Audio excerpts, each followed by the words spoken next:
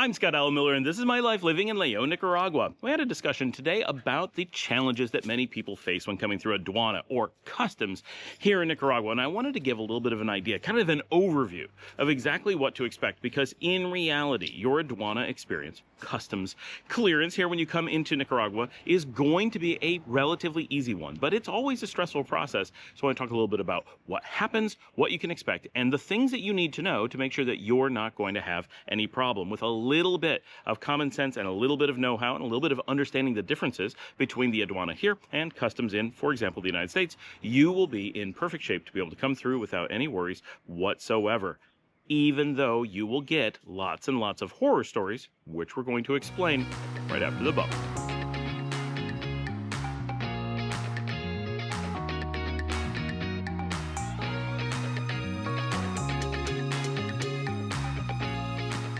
The first thing you have to accept in order to make your journey into Nicaragua that much easier is that the word is Aduana and it means customs. You will probably never see the word customs written anywhere in Nicaragua. You might get lucky and see it from here and there, but in general, it is going to say Aduana absolutely everywhere. This is one of those words that's worth learning ahead of time. Nicaraguans are not too aware that foreigners don't know this word very often, and so they use it simply everywhere, which it's Spanish, so normal, but in many countries and many places that you go, you will see customs written or some word that's so close to it that you easily know what it is. But if you're not expecting the word Aduana, it doesn't really look like anything you're used to in English. So learn that one word and then you'll know exactly what's going on. If you've never dealt with customs anywhere before, here's the quick rundown. When you're entering a new country, with no exception that I know of, the process is to first go through border control. This is where they're checking your passport. They're making sure that you're not a fugitive, that the reason you're entering their country is an appropriate one, and if you need a visa or whatever, that you have the proper paperwork. Border control is the main process that we talk about all the time. This is the one that if you're carrying nothing is the only thing that applies to you. This is where everyone has to do this at all times. So when people say, crossing the border or whatever, this is the one that gets you into the country. In almost all countries, the second step of that process, once you've been cleared and you may enter the country, is to go through customs, or Aduana. This is where they check the things that you're bringing with you to make sure that they're allowed into the country. This is the one where you generally fill out a paper while you're on your flight, or you may have to fill it out when you get to the border that says, oh, I'm not declaring, I don't have, excess of $10,000 with me. I am not carrying, baskets full of fruit or whatever. This is the step where they're checking for all those things. It could be illegal things like, say, weapons or drugs. It could be that they're checking for things that are forbidden but not illegal, like fruits and vegetables and, lumber, things like that they can't just let in because they may be carrying insects. You're not carrying more than $10,000. And when they're legal items, it's your chance to declare them and say, I am intending to bring these things in. I realize that I can't just bring them in. And then that gives them a chance to either tax you for them or take them away or whatever it is that they need to do. And that way you have a conversation. That keeps you from getting in trouble from having it and allows them to deal with it in a logical way.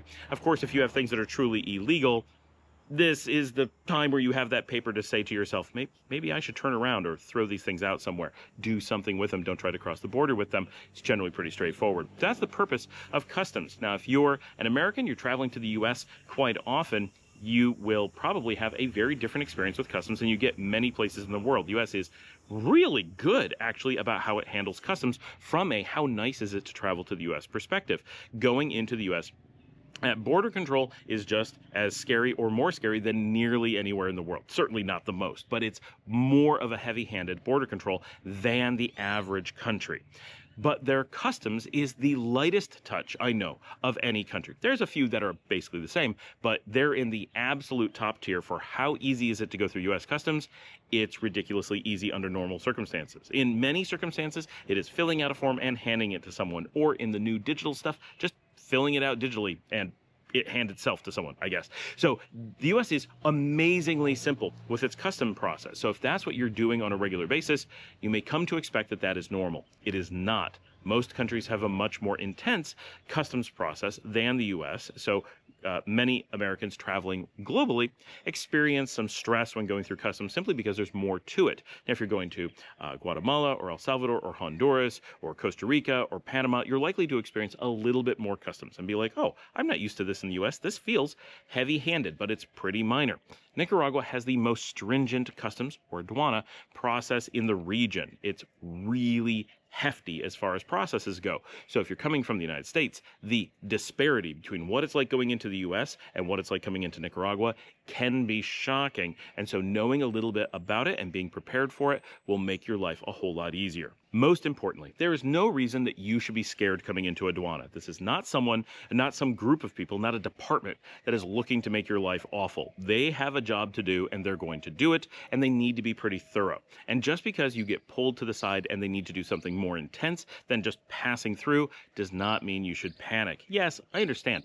Anytime you have to interact with government officials, especially if you don't speak the language natively, it can feel stressful. But this is not someone who's going to arrest you unless you're bringing in something truly terrible and you already knew you were going to be arrested.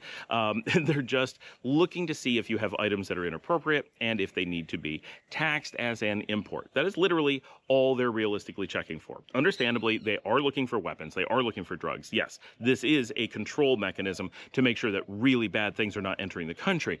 But beyond that, the reason that people feel stressed with aduana is not because they're smuggling those things. Those people are stressed already, right? They know why they're stressed. This is people who are bringing in, you know, that apple you're not supposed to have, and someone's like, oh, what's this on the X-ray? And they're like, you can't have an apple, right? Like, they got to deal with that stuff. That's realistically what they're doing 99% of the time. Now, why is it such a stronger process here? Well, you have to understand a lot of factors, and we're going to dig into all the details, but the United States has a completely different set of factors as to what impacts it when people are coming into the country. And for the U.S., the cost of enforcing luggage-based customs very heavily would be extremely expensive. They would spend a ton of money and gain almost nothing for it. They would never cover the cost of monitoring people coming in. And there's very few tourists. Americans would mostly be taxing other Americans. In Nicaragua, the bulk of traffic is much more heavily weighted towards tourists as the number of people coming in and out of the country. And the impact on the economy of what could come through luggage is extremely high. And the cost of monitoring for it is quite low. And so the factors from the United States are flipped quite a bit on their head. And so that the U.S. and Nicaragua then have very much opposite aduana practices is not surprising. It's also worth noting the United States is world famous for how many drugs and other things are smuggled into the country on a regular basis. Partially, this is enabled by the incredibly light or non-existent customs processes that they have. Nicaragua, while not well known outside the region, in the region is quite famous for its really tight controls and ability to restrict the flow of drugs through the country, and weapons as well, but that's not normally too big of a problem anywhere. But the flow of drugs through the region is really well known. Most countries in the region struggle very heavily with a constant flow of drug traffic one direction or the other, but Nicaragua is really famous in the region for being able to curtail that almost completely. And part of that is having a really stringent aduana process that digs deep into every single package that's coming through so that you can't just hide things and cross the border. They've gotten very good at that. And so that's part of keeping Nicaragua safe in that way. It's not where other countries are trying to make their country safe. Nicaragua has this process to keep it safe, and it's working. So they're not about to change it just because you find it a little bit inconvenient, but it does contribute to why you want to be in Nicaragua. Yeah, that border crossing is a little bit more hectic, a little bit slower than it might be otherwise. And I'm not saying that it's my preferred process, but there's really good reasons for it, and the results do speak for themselves. So what do you need to know to make your aduana process as easy as possible? Well, first, let's start with some logistics. You're going to go through border control. Once you're through border control, you'll be conducted down a hallway or whatever. It depends which border you're coming through, but all these are going to be the same, whether it's the airport or the Piñas Blancas crossing from Costa Rica, or Guasale coming in from Honduras, or one of the smaller crossings. They're basically going to take you through border control and onto an X-ray machine. Basically, any border is going to have an X-ray machine. Here, you're going to hand them that piece of paper that says, I'm declaring something or not declaring something, and a little bit of personal information, you know, your passport number and such. It's just so they can keep track of things pretty easily. You're going to walk up to the X-ray machine. Sometimes you got a bank of X-ray machines, and they're going to direct direct you to one. Sometimes they're running and you just go to whatever one's available. Just look for the short line. Sometimes there's one and sometimes you have to wait. It's very straightforward. Just look around. If there's no one there telling you what to do, just look for a working x-ray machine and go through it. You put your stuff on it. You don't have to take your shoes off. You don't have to do anything weird. It's not like a TSA checkpoint where they're worried about every little thing. They don't care if you have a knife in your shoe. They don't care if you have, a paper clip, and they're not looking for that stuff. They're looking for big things being imported. You can get a knife or a paper clip or whatever inside the country. So they're not trying to restrict this at this point.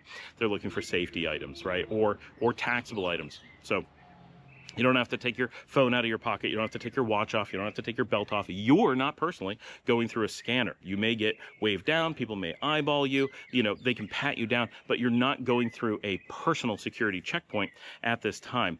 And it is worth noting, if you're going through the airport, there is a VIP service that will take the Aduana portion and handle it for you. They'll actually take your luggage. They'll take your declaration form. That's that piece of paper. And they will do all that stuff. And only if there's questions or a need for you will they come get you in the lounge. Otherwise, they'll go do that stuff for you, right? They'll wait in a line. They'll go through the x-ray scanner. They'll wait while they open it up and maybe go through stuff or whatever. So you put your luggage, which could be your handbags, it could be your backpack, it could be your suitcases. It goes through the x-ray machine. In many cases, it just goes through, you grab it and you leave.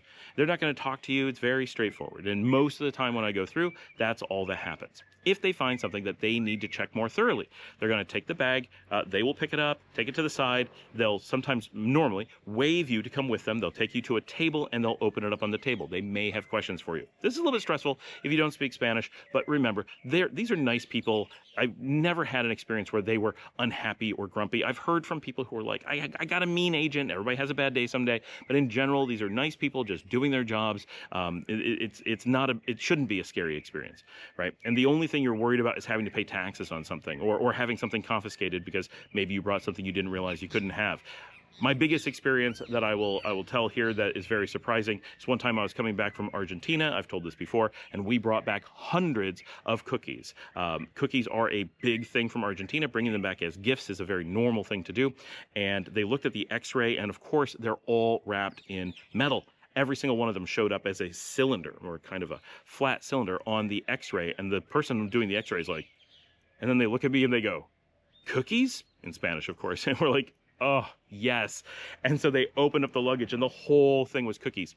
And the funny thing is because they're individually packaged and they're not in big boxes. They're individual cookies because that's how they do it. In Argentina, much of the time, every single cookie had to be inspected because they have to inspect the expiration dates of food that you're bringing in. We didn't get in any trouble. We didn't get charged any money, but we did have to wait 30 minutes as they hand inspected every single cookie that we were bringing into the country. People had time to come over and gawk at the number of cookies we were bringing in. Someone came over and said, "You officially win the Aduana find of the day. This is the best thing they've had to check the entire day." Like, it was very funny, and they're very, friendly about it. No problems at all. They help you package everything back up and on your way. You will probably have to package some amount of it on your own. So there can be a deep inspection and nothing happens. They're just looking if things have gone wrong. I've come in with equipment they couldn't easily identify, and they spent a bit of time, called over managers, went through a bit of stuff, and at the end of the day said, "Nope, all good. Package it up and go." They could absolutely have taken my stuff. They could have taxed me. They had a very clear, reasonable reason to have charged me taxes, and after inspecting it, considering it, looking at the whole thing that I had, decided that it was reasonable and let me go. So in many cases, they're trying very hard to make a judgment call that is reasonable. But what makes it reasonable or not reasonable? What is the rule of thumb you need to know that's going to answer essentially every question, as long as you're being honest with yourself, for Aduana? Outside of the one big surprise that most people tend to either just know because it's so well known or are shocked by because they never thought about it, is that you cannot bring drones into Nicaragua. No ifs, ands, or buts. Don't ask follow-on questions. No, you can't bring it in parts. No, you can't somehow fly it over the border. No, there's no legal means of getting a drone into the country. No, you cannot fill out a form requesting access. No, you cannot get a permit for it. No, no, no, no, no. Everyone has a list of questions. Everyone has thought of these things. If there was an existing process to get a drone in the country, there are two things you would know for sure.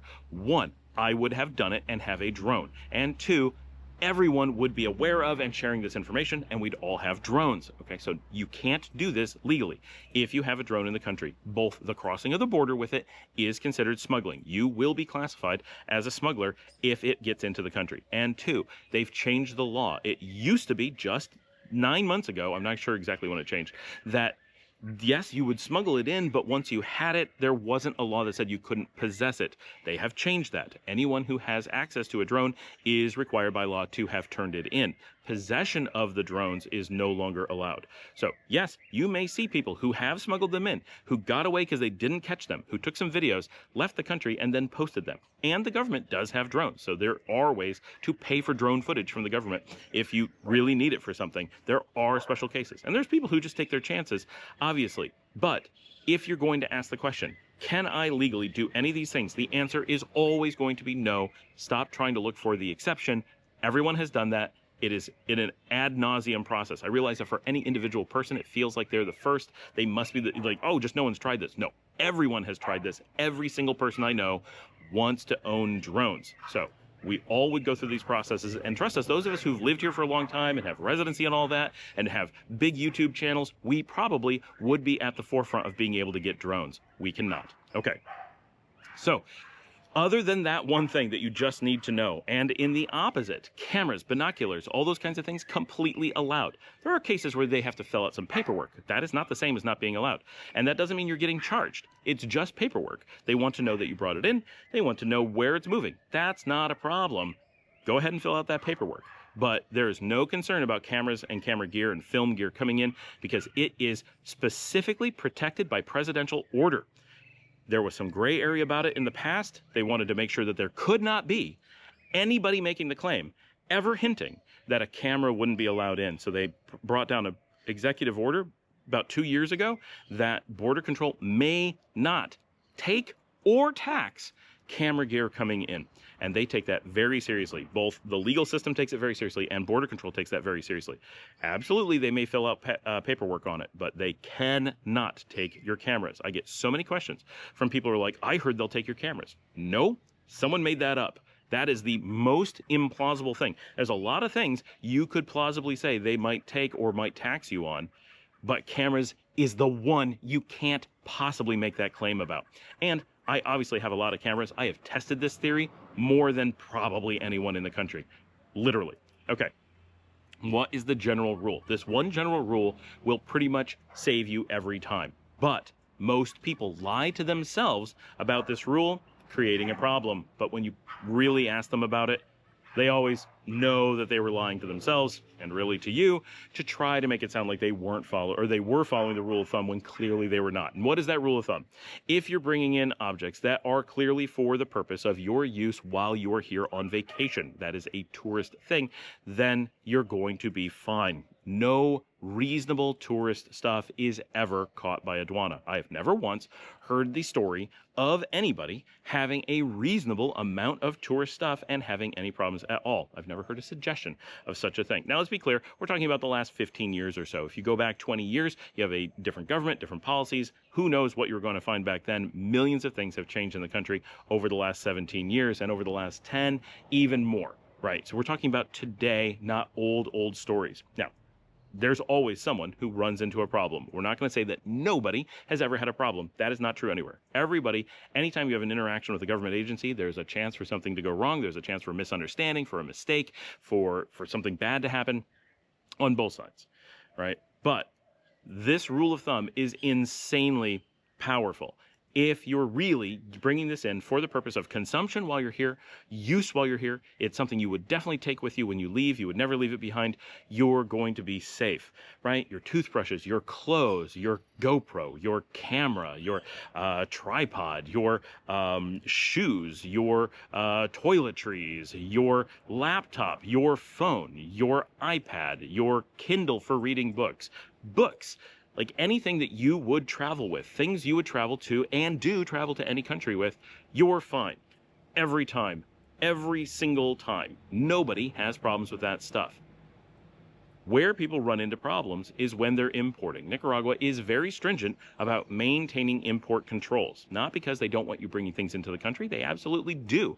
They just want you to pay the appropriate taxes on them. What Aduana wants you to do is to use an importer for anything you're bringing in rather than bringing it in luggage. This is the nature of just what makes sense. We've had a lot of discussions in the WhatsApp Expats of Nicaragua group where people are like, why is it, and this is a reasonable question, that it is so expensive to bring things in and have them find it in your luggage, yet if I use a shipping company, I'm able to pay so little. And people come up with a lot of wild theories, but it's as simple as this. You're not supposed to be bringing things that would not be tourist items that you're going to either consume or take out with you in your luggage. What you're supposed to do is bring just those things, and anything else is supposed to go through a proper import process, meaning one in which you have prearranged with a professional importer who is licensed and has import specialists who work with the government every day and bring these things in. They have set cost or fees and processes, and they check things. They know exactly what they're supposed to do, and they're able to bring those things in and have very low cost, very low overhead, and it's very simple for the government to do the things that it needs to do. It reduces how much work goes into it. If you bring things in your luggage, you, instead of officially paying for every single thing you bring in, they know that a bunch of stuff is going to be snuck through, and some people are going to get caught. When those people get caught, then it's a long process. It is a very difficult, time-consuming process. One, to have to look for the people who are sneaking things in, and to then catch them, and to then figure out what it is, and to then figure out the value, and often to pull you aside and waste a bunch of time and have someone double check it and do a bunch of paperwork. And many times then take it to the Aduana office and make you follow up for a day and go through a process and then convince you to pay them and so forth. That takes a lot of manpower and time that could be avoided by not bringing those things in. And if you ship them in through a proper process, then it is extremely cheap and easy under normal circumstances, and it costs both the government very little, and that is reflected on the fact that it costs you very little. They're not trying to make importing expensive, and it is not. It is that they want to discourage people attempting to bring in fully legal items in an inappropriate, very high cost manner through their luggage. There's cases where it makes sense to do that still, but it is the exception that that's going to make sense. Once you live here, once you know what you're doing, knowing how to use a proper importer, a shipping company that pays and deals with all that importation is super easy, super cheap, very reliable, and that's the way you're generally going to want to go. So their whole process is about convincing you not to do this. So the whole thing when you're looking at this is if it's something that's appropriate for you as a tourist, you're not going to have a problem. There's a few items, and we're not going to list everything here. I know people are hoping for an exact list of exactly what you can have and an exact list of what you can't have to bring in, but that's not practical. That's for a website to have. Unfortunately, the government doesn't have a simple website for that, and it's not always exactly crystal clear, but there are some basics that make it make sense. The one, just use the general rule, and do not try to lie to yourself. If you have to convince someone, especially yourself, that the things you're bringing in are truly for your vacation, they're not, right? We all know exactly when people start doing this, and they lie to themselves all the time. But when people are like, I need, 3 phones and a stockpile of whatever, and I'm really going to use this, a blender while I'm on vacation, and I can't live without these, building materials that I brought. No, obviously, you're not on vacation, right? Did you take it to Cancun when you went for the weekend in the all-inclusive resort? No, then why do you have it here? So some of the basics are, you get to bring in one of a lot of very basic things. One cell phone, one laptop, one iPad, right? That you have different technology, not a problem. That you have those specific technologies, not a problem. What you can't bring in is multiple, so that you can come in with one, sell one, and leave with the other. And by sell one, leaving one behind for someone is considered selling one. People a lot of times try to make excuses why something is not importing. Why I'm not selling it has nothing to do with it. It's been imported into the country. And you can look at it very easily from the perspective of Nicaraguans who have to pay to bring things in. Imagine someone who doesn't have the opportunity to travel, right? And this is a big thing in Nicaragua. We can go through a lot of discussion as to why these things work this way, but an average Nicaraguan doesn't have the right to travel to the United States. They can't get a visa from the U.S. So if they want to get a product from the United States, they have to order it online from the U.S. and have it shipped in.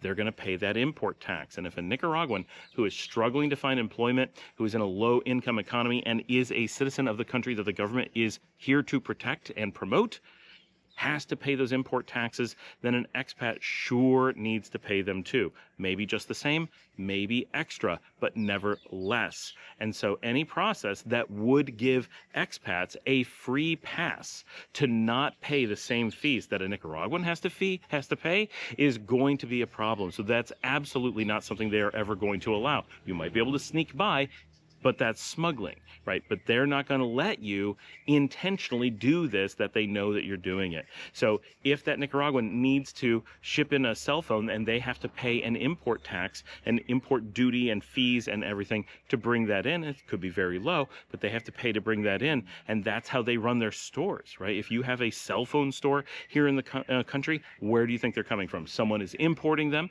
whether new or used, and sometimes they're already in the market and then they buy them used and so, but they've always entered the market through the import process. So all of those legitimate phones coming in through Nicaraguans are being paid for in immigration. Now, each person gets to bring in one phone, right? So you come in with one phone and you decide to leave it behind, you go back out. Yeah, there is the possibility of someone sneaking past the process and being like, I don't really need a phone, so I smuggle in one. Okay, but it's very limited in what you can do. But if you start being able to bring in 2 or 3, the rate at which someone who's able to cross that border easily can smuggle phones goes way up, as opposed to everyone having just the tiniest ability at great effort to smuggle a tiny amount. So at some point, there's a limit that you can't know what people are going to do. And so those businesses here, legitimate Nicaraguan businesses, have to have these fees built into the cost of doing business. What they can't have is expats or someone, even Nicaraguans, who just have access to the U.S. market, sneaking in and not having those fees and being able to undercut legitimate businesses and put them out of business. That kills the entire market, and it's not fair. So it's important that this is maintaining a fairness and just doing the right thing. But do the right thing, and the fees are very low. So anything that is used as a normal tourist, except for that drone thing, not a problem. One thing that people generally don't try to bring, but a few people do, and sometimes they don't think about, and that is communications equipment, right? Cell phones we talked about, but if you're bringing in ham radios, walkie-talkies, anything like that, those are not typically banned, but they are something that requires a license. So if you're bringing it in, make sure you declare it, or better, arrange for it ahead of time. Generally, that's not something you're going to need unless you're starting a walkie-talkie store. So I know some people do want to bring them in. They can be fun to use. They can be hard to get. So just be aware that is a at least controlled item. That doesn't mean that they are forbidden. It is a controlled item. Unlike drones, which are actually forbidden. So those types of things, it's good to be aware. Can you bring in a musical instrument? Yes, but can you bring in a lot of accoutrements for musical instruments? In general, no. If you're going to be a band that is going to be performing in country, you'll generally need to have special paperwork for that, in which case you'll want to arrange with the places that are hiring you ahead of time, and they will work to get you through Aduana on their own processes, right? And there's a lot of great discussion on Journey of a Malcontent, Luke's channel on YouTube and in our WhatsApp groups, right? Go check those out. Both of us have gone through Aduana a lot of times and have a lot of stories about what is and isn't allowed and what experiences people have had. But the general rule of thumb gets almost everyone everything that they need to know. And a lot of people just decide to take their chances. They say, well, I don't want to be bothered paying a few dollars to ship something in. I don't want to be bothered having to ship something and not carry it with me. And I totally understand. It can be a big problem. And there are some very rare stories, but I have gotten recent confirmation of some recent ones where people have run into some problems at Aduana. They are still few and far between, very rare and very special cases as far as we know. But, there's going to be problems somewhere, right? So yes, it is theoretically possible. There's an awful lot of stories that we hear, though, of people who say, oh, I had such a hard time in Aduana. And this came up because someone was telling everyone that every single person has this really hard time, and it's really stressful, and it's always expensive. They're always out to get you. And that doesn't match the experience of anyone we know in real life. That is not what it's like. But when you listen to people who are constantly trying to smuggle things, and if you listen to that particular person in this example, which is not important, they talk about all the things that they smuggle in all the time. So they're very open about the fact that they're doing things that should get them caught if Aduana was being very diligent. And apparently they are, and they get caught all the time. But instead of learning how to properly import, instead of doing a little bit of effort and paying very little, they keep trying to sneak things in. And every time that we hear a firsthand story of people who complain about the way that Aduana works, we ask and get details, and it always comes down to, well, that seems really clear that you knew you were taking a risk by bringing something in that was not as a tourist item. It was something for someone who was living here. It was something that you were going to leave behind. It was a true import in every sense of the word.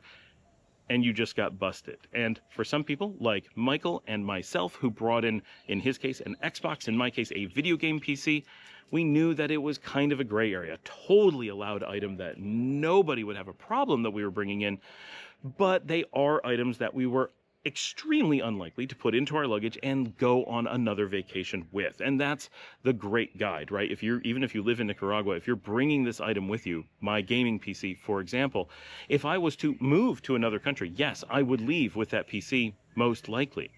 But if I was vacationing in another country, if I decided to go spend even a long period of time in Colombia, not very far away, for several months, would I take it with me? No, I wouldn't.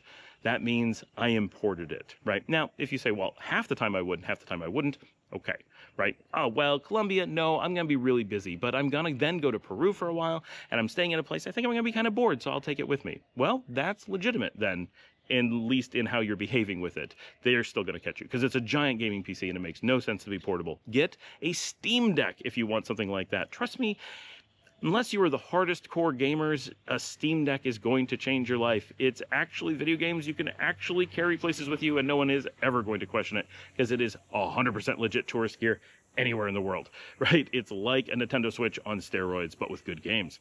So all of that is something that we got caught with, but we knew we could get caught with it. We knew we were taking a risk. And at the time, I didn't know how to import in some other way. It was a foolish move. Had I could, gone back and knew what I knew now, or even knew what I knew years ago, I would not have brought it in the way that I did. I would have simply shipped it, and my life would have been much simpler. And that is why we're taking the time to tell you about this now, to save you from hundreds of dollars in 3 days sitting in Aduana, to deal with something I could easily have avoided and done very cheaply, very simply, without having had any worries, and made my life just that much better. So you can learn from my mistakes, and that is the great process, right? Every person we hear having problems could have avoided it. They clearly knew ahead of time they were doing something that was not touristy. They were bringing in things that were going to be staying behind. They were importing. They don't often think about it, and this is a problem that many Americans especially have. We never think of the concept of importing, because the average American never imports into the U.S. The average American, or they do so, but they never declare it at customs. It is so easy to go through U.S. customs that we are constantly importing things without thinking about it if we travel abroad. And people who do not travel abroad never interact with the concept of customs, of importing under normal circumstances. In a small country like Nicaragua, normal people interact with importers at a much higher rate. 1 out of 20 people may have some interaction with an importer of native citizens, and of expats, it may be 9 out of 10 deal with an importer. But if you were to flip that and go to the United States, it may be 1 out of 10,000 people directly deal with an importer in some way within the country, and even expats living in the United States, it may be like 1 out of 1,000. So it's a completely different thing, just in the way that the culture and the borders and the size of the market and what you need to do. And the United States already has importers bringing everything you need inside the market. So it's all about shopping inside the U.S. under normal circumstances. Even if you shop in China, most of those places do their own importation. So as an American, you can buy things from abroad and you don't have to deal with the import. It just seems to get there magically. Here in Nicaragua, there's very few companies that handle custom import for you. There are very few products already inside the country. You have to go through different processes, and so you just interact with it very differently, and so you'll experience a whole new world of thinking about importation in that way. And so Nicaraguans are much more attuned to the fact that people are trying to import objects into the market. Plus, any given thing you bring in, if you bring in a PlayStation 5, you are increasing by a noticeable percentage the total number of PS5s that exist within the country. But if you were to do the same thing to the United States, no one will notice the difference, because there are millions legitimately imported. If you somehow manage to smuggle one in and no one notices, you're not impacting Amazon or Walmart or any of those big retailers, your resellers. You're not in a position where you can actually influence the market. But here you actually could, not with just one, but with 2 or 3, you would actually start to impact the stores in trying to sell them. So these things do matter here in ways that are very hard to perceive if you don't spend a lot of time working in the space and being really tuned into how all the different pieces work. It's a little bit complex, but that's the underlying piece as to why it works the way it does. And as long as you keep that thought process going, you will easily avoid these things. And if you have anything that you're worried about, of course, go in the WhatsApp group and ask. Post in the comments, ask there, send in video questions, of course. Go in the show notes, anything you need for contacting me or asking questions, getting on our social media, joining our live stream. All that stuff is in there. Tons of things. If you want to support the channel and the work that we do here to help protect you guys from mistakes with Aduana and so forth, you can buy me a coffee at buymeacoffee.com/Scott Alan Miller. And of course, just keep that. Am I a tourist? Am I not? If there's any question, just ship it. Envios Fast Track, Nicabox, Optima. There's loads of these companies that do it. The cost is generally extremely low. There are easy ways. And if you've never done it before, then find something to send to learn how to do it. It is a skill that will change your lifestyle here. It is so worth it. Trust me, it's one of those things that makes living here easy, and people who don't do it are convinced that things are expensive and hard here, while many of us are like, but everything's so cheap. How are you running into these costs? This is one of those areas where people are getting these things. They're just missing the big picture of how things are done here, and we can really protect you. So thanks for joining me. Be sure to share in social media, tell someone about the show, and I will see all of you tomorrow.